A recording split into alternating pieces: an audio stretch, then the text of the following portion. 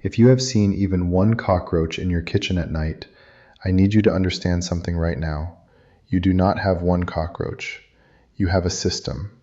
Because roaches do not live alone.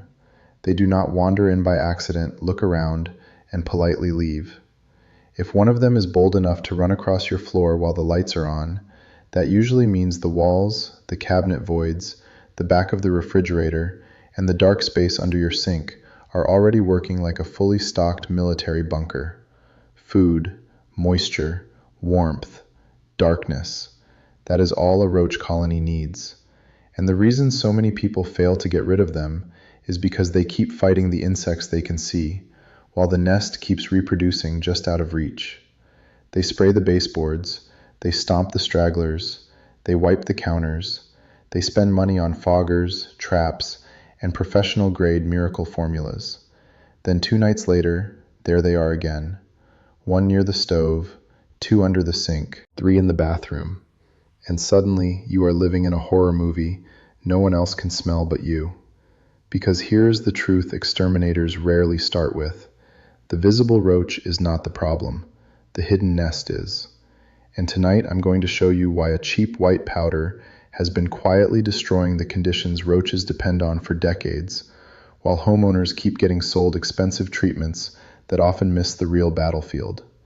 No fumigation, no panic, no tearing your house apart. Just one overlooked powder, the right placement, and one step that determines whether the colony collapses or laughs at you for another month. Now, before I show you the method, let's talk about why roaches are so hard to kill. Roaches do not survive because they are strong. They survive because they are strategic. They hide in compressed spaces where their bodies can touch surfaces above and below at the same time. They follow grease trails. They prefer moisture over open space. They feed on crumbs, soap residue, cardboard glue, pet food dust, cooking oil vapor, toothpaste foam, and the invisible film of organic material most people never notice. They don't need a dirty home. They need tiny, overlooked resources multiplied over time. That means the average house gives them hundreds of feeding stations, a drop of water behind a pipe, a smear of grease behind the microwave, dampness under the dishwasher, crumbs under the toaster, a cardboard box in the pantry, a leak under the sink so slow you stopped hearing it weeks ago. To a roach colony, that is not random mess. That is infrastructure. And this is where people make the fatal mistake. They go to war with spray. Spray feels powerful because it gives you a show. You aim, the insect twitches, you feel like you won. But spray usually kills the scout, not the system. The nest stays protected in the wall void, behind the cabinet kickplate, or inside the motor compartment of an appliance, where the real reproduction is happening. Worse, some roaches avoid sprayed areas and simply reroute deeper into the structure. So the problem doesn't disappear, it reorganizes. That is why the cheap fix works differently. The powder I'm talking about is boric acid powder. Old, cheap, unimpressive. Usually ignored because it doesn't come in a flashy, tactical black package with words like maximum annihilation printed across the front. But when applied correctly, it creates a lethal contact zone in the very places roaches are forced to travel. It doesn't have to flood the room. It doesn't have to chase them. It waits where they hide, where they feed, and where they return to contaminate the rest of the colony. And that is the part almost nobody understands. You do not beat roaches by filling the air. You beat them by controlling the routes. Because roaches are creatures of habit. They move along edges. They use the same cracks. They squeeze through the same pipe gaps. They nest near warmth, moisture, and food access. Once you learn those patterns, the house stops feeling cursed. It starts feeling readable. So here's the method. First, stop spraying random chemicals everywhere. I mean it. If you coat every surface in strong-smelling poison, you can interfere with baiting behavior, push roaches deeper into inaccessible spaces, and make the infestation harder to read. For one night, do less. Observe more. Go into the kitchen after dark with a flashlight. Do not turn on all the lights at once. Check under the sink, behind the trash can, around the stove, beside the refrigerator, near the dishwasher, and along baseboards. Watch where they run. Those escape routes matter more than the few insects you catch in the open. Second, remove what the colony is living on. Not because cleaning alone solves roaches, it doesn't, but because if you leave food, grease, and water everywhere, you are fighting with one hand tied behind your back. Wipe grease from the stovetop sides. Vacuum crumbs from cabinet corners. Do not leave pet food out overnight. Fix drips if you can. Dry the sink before bed. Empty trash. Roaches can survive many things, but they reproduce fastest where food and moisture are easy. Third, apply the powder correctly. This is where most people fail. They dump thick lines of powder all over the floor like they are salting a driveway before snow. That looks dramatic. It is also stupid. Roaches avoid heavy, visible piles. The goal is not to create a white warning strip. The goal is to place a barely visible dusting where they walk. A whisper, not a dune. Use a hand duster, squeeze bottle, or even a small brush. Put an extremely thin layer under the sink, behind the refrigerator, behind the stove if it's safe to access, around pipe penetrations, under cabinet toe kicks, behind toilets, under bathroom vanities, and into cracks where roaches travel. If you can see obvious heaps, you use too much. They should have to walk through it without realizing it. Why does that matter? Because boric acid works best when it clings to their bodies and legs. Roaches groom themselves constantly. Once the fine powder sticks, they ingest it during grooming. Then they carry contamination back into the hiding places you cannot reach. That is where the colony starts poisoning itself. And this is why people describe the effect like a nest collapsed overnight. The visible kills are only part of it. The transfer is what changes the game. Now let's talk about placement, because placement is everything. If your infestation is in the kitchen, start with the wet zone and the heat zone. Wet zone means under the sink, around plumbing penetrations, under the dishwasher, and around any leak. Heat zone means behind the fridge, near the compressor area, around the stove, and behind appliances that stay warm after use.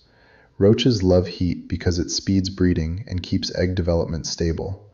If your infestation is in the bathroom, focus on the vanity void, the toilet supply line opening, the gap where plumbing enters the wall, and any dark corners that stay humid. If you are seeing them in bedrooms, check electronics, nightstands, closet cardboard, and anything stored low and warm. And let me say something that saves people weeks of failure. Cardboard is not innocent. Roaches love corrugated cardboard because it gives them shelter, texture, darkness, and glue-based feeding opportunities. If you have stacks of delivery boxes, old food packaging, or long-stored paper clutter, you are not just storing junk. You may be storing habitat. Get it out. Now here comes the 24-hour part. If the dust is placed properly, many homeowners notice dead or dying roaches by the next day. Not because every single nest disappears instantly, but because the active traffic lanes have been contaminated. Scouts start slowing down. Young roaches appear weak. You see bodies near edges, under sinks, and beside appliances. That first 24 hours is not magic. It is proof you finally put the weapon where the colony actually lives. But if you stop there, you can still lose. Because eggs are the problem everyone forgets.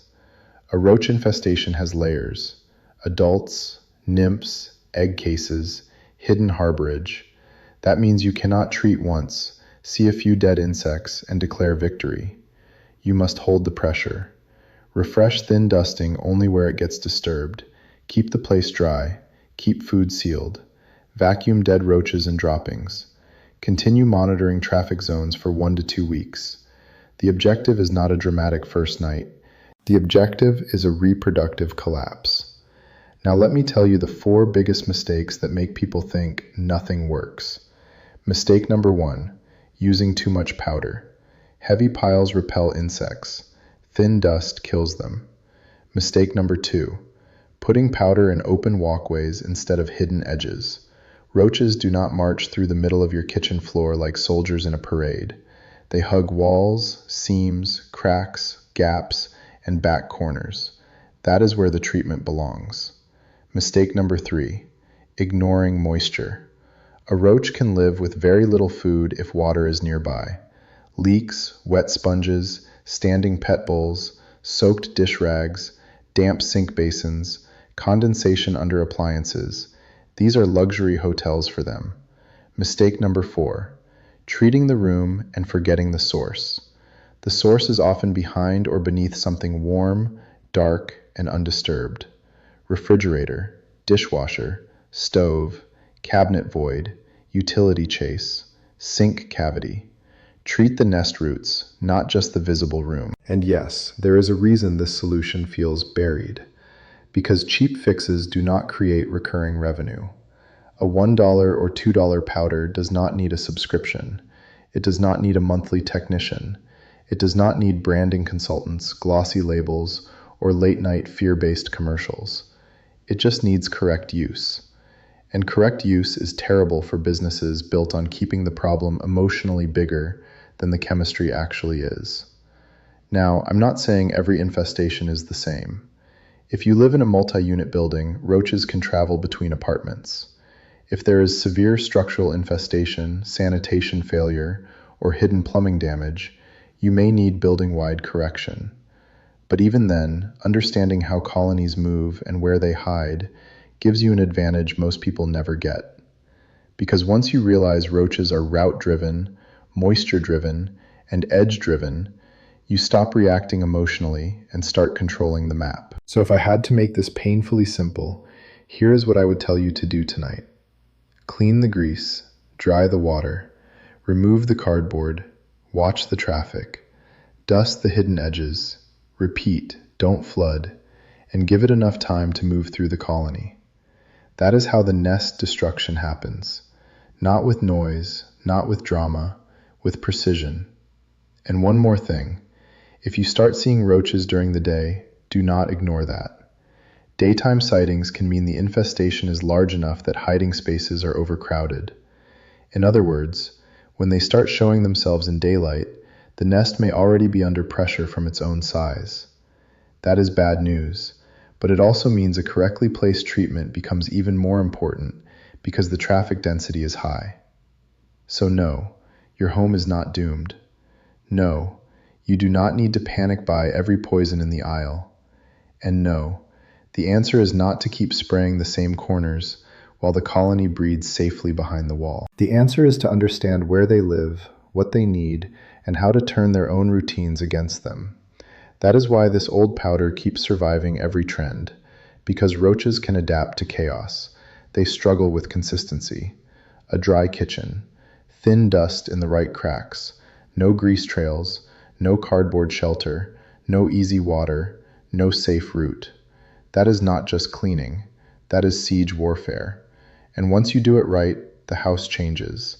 The nights get quieter, the edges stop moving, the kitchen stops feeling watched, and for the first time in a long time, you flip on the light and nothing runs. That is when you know the colony is no longer in control. You are.